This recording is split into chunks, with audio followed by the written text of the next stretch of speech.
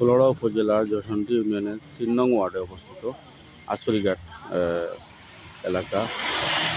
এখানে গতকালকে রাত্রে এখানে 2টা দোকান রয়েছে।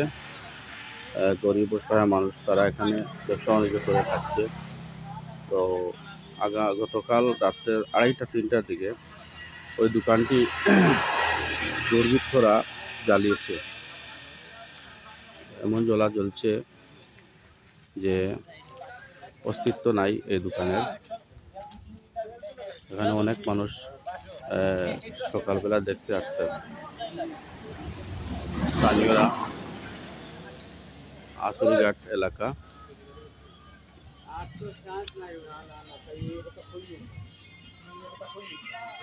আমি যে দোকানদার আছে দোকানদারের সাথে কথা বলবো, উনি কিরকম কি জানেন ওই বিষয়টা। ভাই, আপনার নাম কি? আমার নাম হাত। আপনার এই দোকানটা কেন জ্বললো, কিভাবে জ্বললো, আপনি কি পূর্বশত্র কিছু জানেন? জি না, আমি তো কিছু জানি না। আমি তো কেউ লোকে তো ইয়ে করা না, কোনো ধর্মত আমি তো কিছু করি না। সে বা কারা জ্বালাইলো আমি তো কইতে পারি না। আমি গরিব মানুষ, আমি তো এটা হইলো আমার দিন ভিখারি।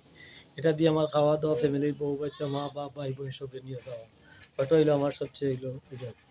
হঠাৎ করে রাত 3টার সময় শুনি এটা আগুন, যে ফায়ার সার্ভিস আইসে, বাড়িতে ফোন গেছে।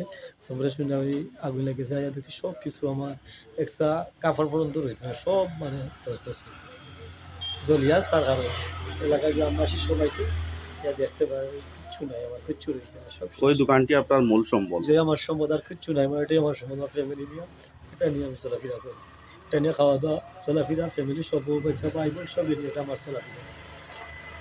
এবার খারাপ বেড়াইলো আমি নিজেও কইতে পারি না। আমি তো কোনো দোষ, কোনো দলমত নিলুই, আমি কিচ্ছু করি না। আমার হইলো দিন বিকারি, দিনে নোয়া, দিনে খাওয়া, দিনে বাড়ির যাও। আচ্ছা আচ্ছা। তো ভাই, এখানে যে অবস্থা জ্বালানি দিছে, ওনার সব কিছু জ্বালিয়ে পুড়ে ছাই করে দিছে।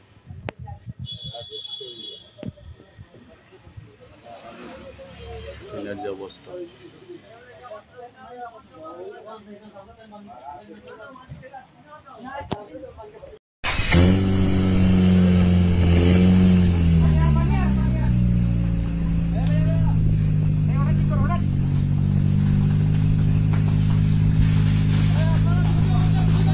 সব দূরে থাকো, সব দূরে থাকো।